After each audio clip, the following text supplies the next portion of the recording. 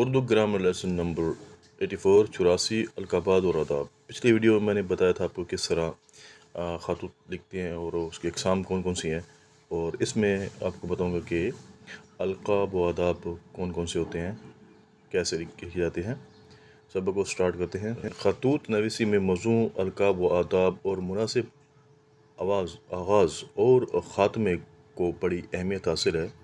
اب اس میں تجزیے میں آپ کو اس کی جو نمونہ ہے وہ آپ کے سامنے پیش کرتا ہوں کہ کیسے آپ نے موضوع جو ہے القاب، آداب اور مناسب آغاز اور اختتام کیسے کرنا ہے۔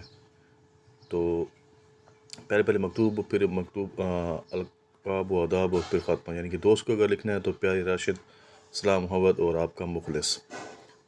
فیمیل ہے، سہیلی ہے، ٹھیک ہے، تو اس کے لیے پیارے نجمہ، سدا خوش رہو تمہاری سہیلی، ٹھیک ہے۔ اس کے بعد اگر کسی اجنبی کو لکھنا ہے تو مکتوب علیہ اجنبی ہو اور مکرمی، اور آگے کیا ہے سلام مسنون، اور آخر میں آپ کا نیاز مند جیسے ہوتا ہے نیاز مند، وہ آپ نے لکھ دینا ہے۔ تو یہ دوست، سہیلی اور اجنبی کو جو مکتوب علیہ ہیں ان کے لیے القاب و آداب ہیں، اور پھر ان کا اینڈ میں جو خاتمہ وہ کیسے کیا جاتا ہے۔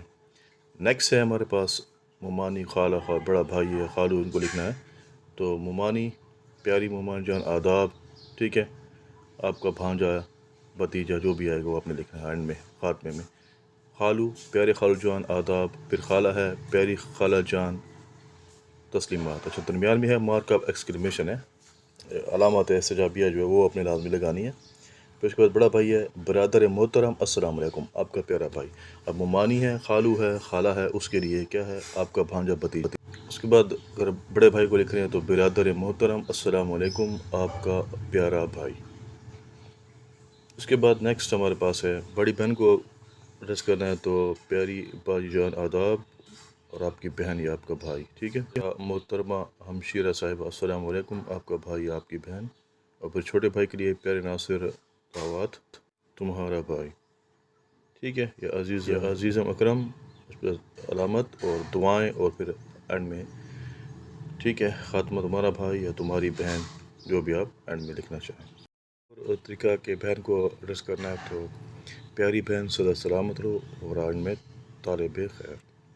اور استاد کو ایڈریس کرنا ہے تو استاد محترم، پھر علامت، پھر تسلیمات، اور آپ کا شاگرد۔ دوسرا طریقہ اپنے استاد کو خطب کرنا ہے تو محسن و مشفق من، السلام علیکم، طالب دعا۔ اب یہ استاد کو کیا ایڈریس کرنے کے لیے ہے۔ تو یہ تھا سبق القابات و آداب کے بارے میں۔ انشاءاللہ نیکسٹ ویڈیو میں نئے سبق کے ساتھ، تب تک کے لیے اللہ حافظ۔ چینل کو سبسکرائب ضرور کریں۔